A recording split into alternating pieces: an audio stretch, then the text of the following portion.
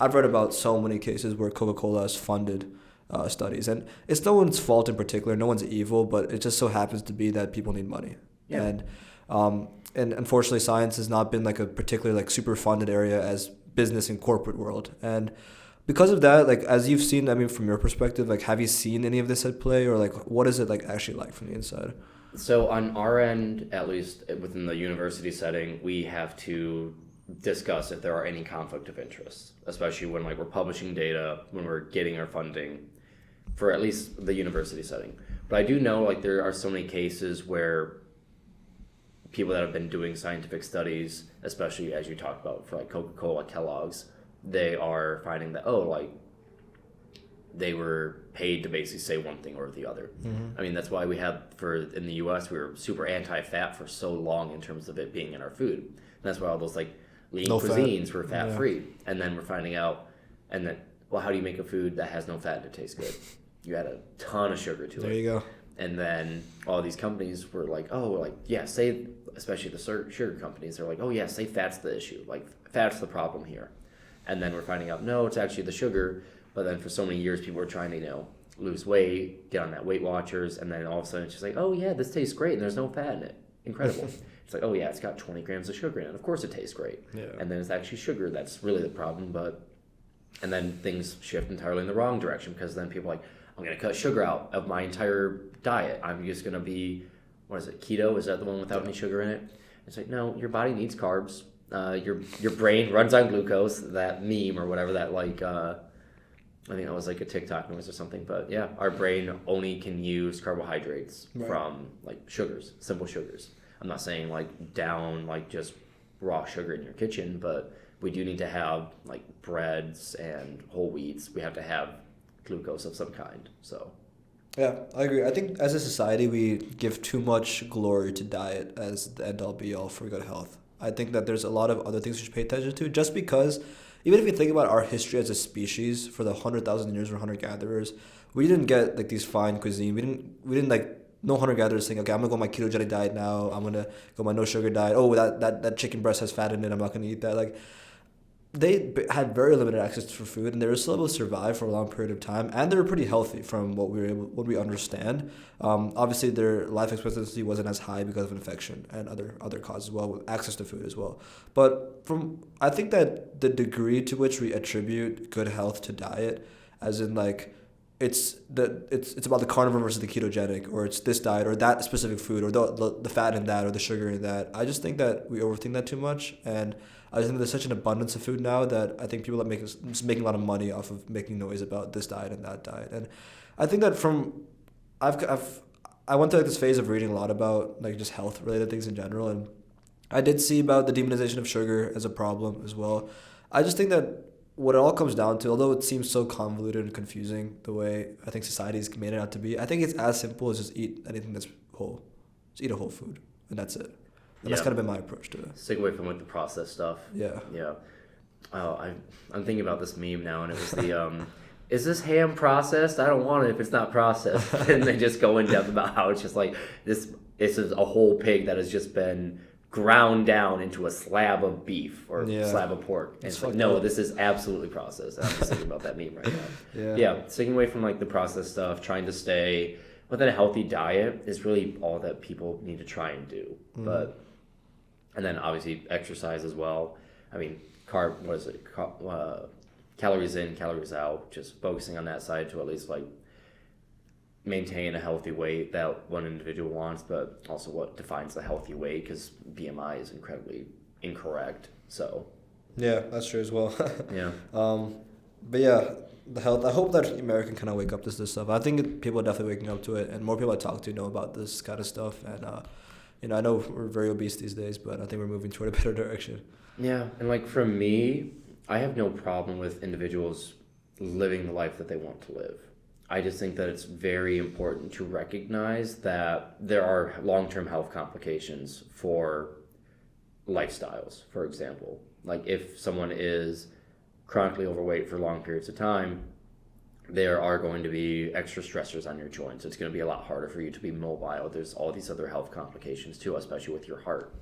And a lot of people just either aren't aware of it or in the moment they don't care. And I think that we have to have a fine line, or at least a balance, into understanding that we can't be telling other people how to live their lives, because it's their life. Like, if you want to eat ice cream every single day, by all means, like, do that. I have no problem with it, as long as, and even then, like, yeah, go for it, even if you don't know the long-term consequences of it. I just do wish that those consequences were better understood for people, because I know that a lot of people do change their perspectives. Like, there's, like, especially in, like, the influencer sphere for individuals that are heavier set, when they're younger, they are, like, very, accepting and, like, very pushing that idea. But then as they get older, seems to be like a shift where people are like, oh, like, I'm having all these adverse health complications now because of the lifestyle I lived previously, and they're trying to fix it, but at that point it's a lot harder to, right?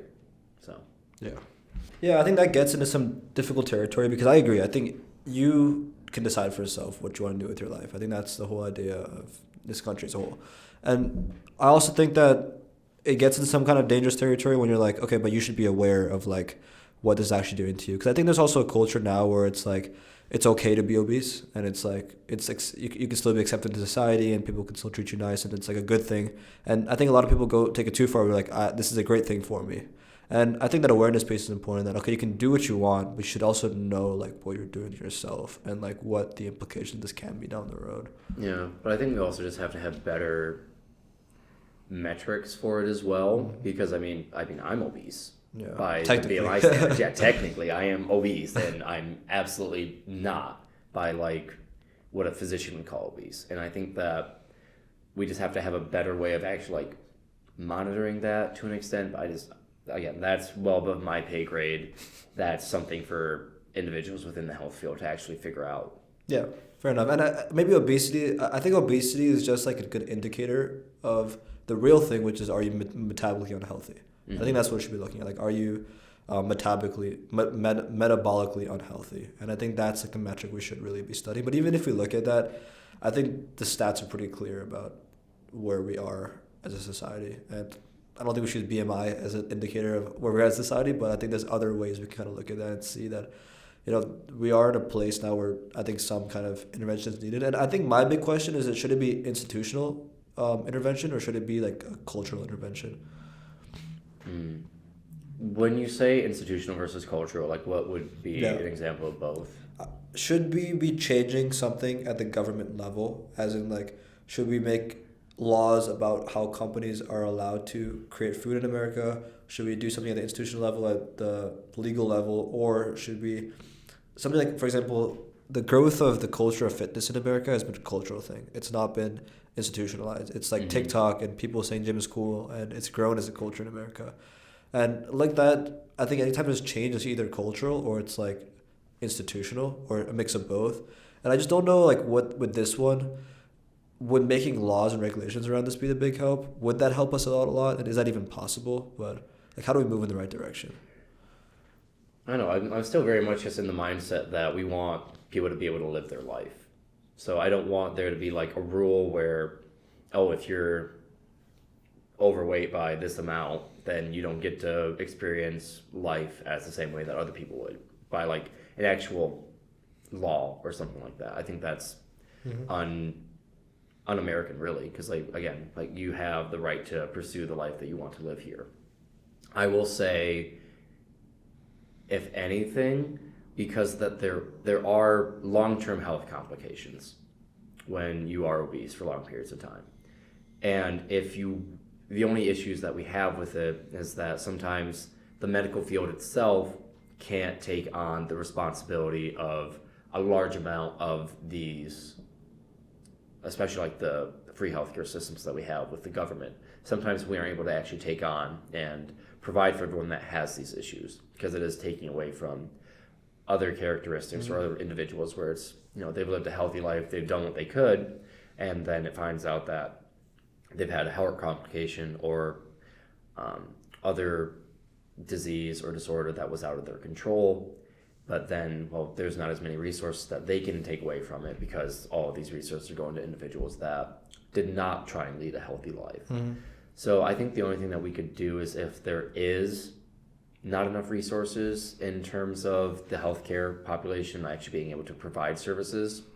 That would be the only thing where I would say, like, if someone has been chronically overweight for a long time and they made no steps to try and fix it within their life, I think that if you like there were health resources that were limited because of that, I think that that would be the only thing where you could maybe try and say, like, we can't give you the care. This is something you have to, your insurance company needs to pay out, or this is something that like you have to pay out. Mm-hmm. When I was thinking about the institutionalized, I was thinking less about on the individual, but more like the companies that create these products. Like, for example, I think a lot of countries now have rules that there's like a long list of ingredients and you cannot put these ingredients in your food. I think a lot of European countries have adopted that too, but America is like the most open in a way where Fruit Loops can put whatever they want in Fruit Loops, as an example.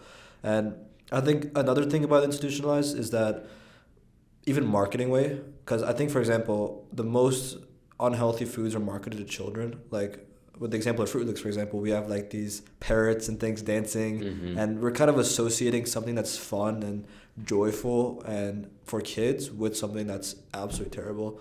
And, you know, even if this is a small thing, as changing the marketing of it, or even just removing an ingredient or two from it, you could still have the ideology you said of the more American ideology of that everyone can pursue their own life, because they can still have it if they choose to, but they're less inclined to and they're less likely to, and it's less associated. So I think that more like the level of like, what are these companies allowed to do? What are they allowed to put in their food? Or should we put like more harsh regulations that you cannot put this in your food, you can't put that in your food? And you can still make food that's unhealthy, that doesn't have all this laundry list of 100 different ingredients that we don't even know what's doing to your body. Like, we can come to a place where like, okay, added sugar is bad, we'll still have the unhealthy food, but it's nowhere near as is where it's right now, where it's free for all, like put whatever chemical this, spray that in your food. I think that if I was thinking institutionalized, it would be more at that level. But yeah, what are your thoughts on that?